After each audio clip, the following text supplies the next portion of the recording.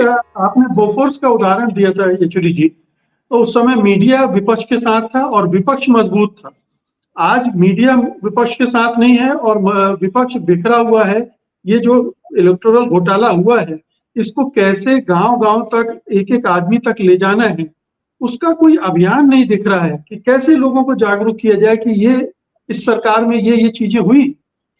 देखिए, उस समय भी मीडिया पूरा विपक्ष के साथ नहीं था, लेकिन मानता हूँ इस समय मीडिया जो है विपक्ष के साथ है ही नहीं।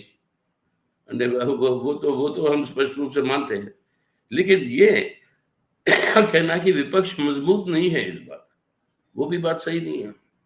आपको लगता है कि ये बोले फलाना फलाना स्टेट के अंदर ये पार्टी इंडिया के दो घटक जो है एक दूसरे से लड़ रहे हैं, जैसे केरल है। केरल में कांग्रेस की गठबंधन और हमारी पार्टी की गठबंधन, मार्क्सवादी की गठबंधन, इन दोनों के बीच में टकराव है।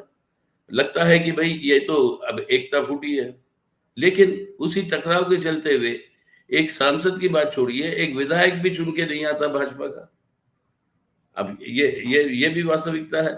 तो हर स्टेट के अंदर जो भी हो रहा है वो एक ऐसी मतलब परिस्थिति पैदा हो रही है जहां पर विपक्ष के अंदर एकता जो है वो और सीट एडजस्टमेंट जो है वो आगे बढ़ रहा है।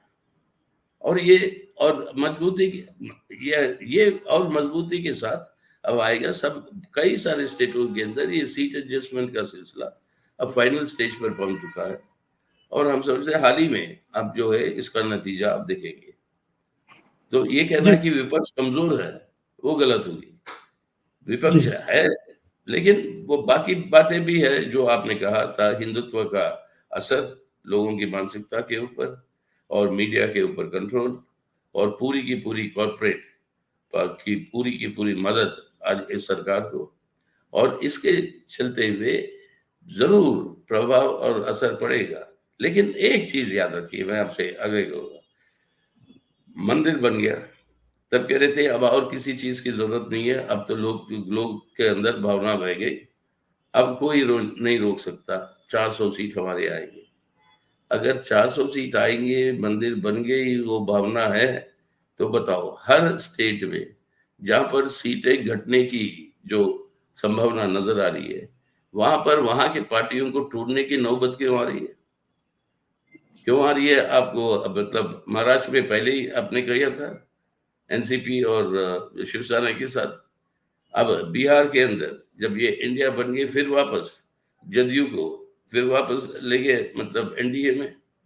अब जो है बाकी जगह पर भी छोटे छोटे दलों को भी आप अब मतलब तोड़कर अलग ले जा रहे हो। यूपी के अंदर वो क्या वेस्टर्न यूपी के अंदर एलजेपी के साथ। अब इस तरीके की जो घटनाएं घट रही है वो संकेत है कि उतना आसान और उतना ये नहीं है उन्हीं के अनुमान के मुताबिक। इसीलिए सब जगह कोशिश यही हो रही है कि कौन से विपक्ष को तोड़े और कैसे हमारे सीट जो घट रहे हैं उसको ऊपर रुकावट लगाए। तो ये अपने आप में प्रमाणित करता है कि उनके असेसमेंट में भी, उनके अंदाज में भी हालात उतने अच्छे नहीं है उनके लिए। आपके अंदाज में विपक्ष की हालत कितनी मजबूत है? देखिए वो स्टेट टू स्टेट वो है बिल्कुल।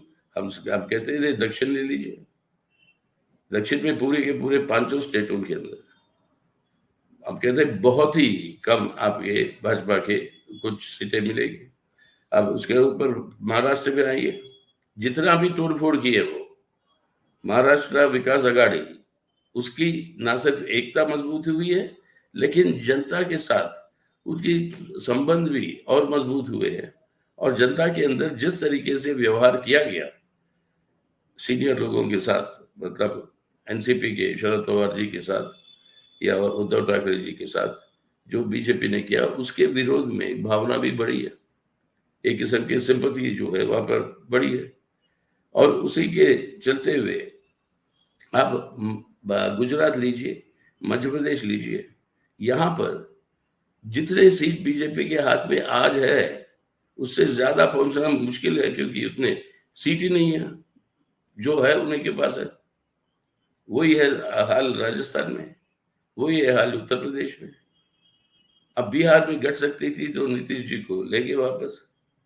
तो अब उनको फायदा कहाँ पे नजर आ रहा? अब बंगाल के अंदर जो जो वो कोशिशें कर रही है, तो अगर वहां पे जो अभी बातचीत चल रही है, पूरे धर्मनिरपेक्ष और जनतांत्रिक ताकतें, वामपंथ, वाम मोर्चा, कांग्रेस और बाकी जितने भी ताकतें, वो सब इकट्ठा होंगे, तो वो जो ध्रुवीकरण वो चाहते थे तृणमूल कांग्रेस और भाजपा के बीच में, जिसका फायदा उनको मिले, जो पिछले बार मिला था लोकसभा चुनाव, वो नहीं हो पाएगा। अब उड़ीसा के अंदर पूरा कोशिश की है कि बीजू जनता दल के साथ समझौता करे, लेकिन वो संभव नहीं हो पा रहा, जो हालत अभी तक है, क्योंकि वो दोनों पार्टियों के अंदर नीचे के स्तर पर विद्रोह जो है प्रकट हो रहा है। तो कहां पे है जगह जहां से उनका सीट बढ़ेगा? अब ये वास्तविकता वो भी जानते हैं, उसीलिए तो ये ऐसे ईडी और सीबीआई का दुरुपयोग और विपक्षी पार्टियों को तोड़ना।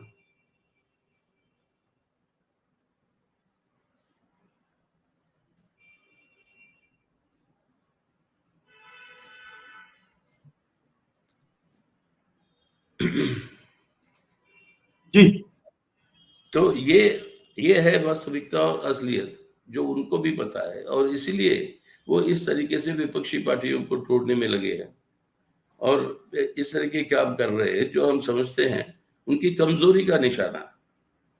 सत्य हिंदी का ऐप डाउनलोड करें गूगल प्ले स्टोर पर।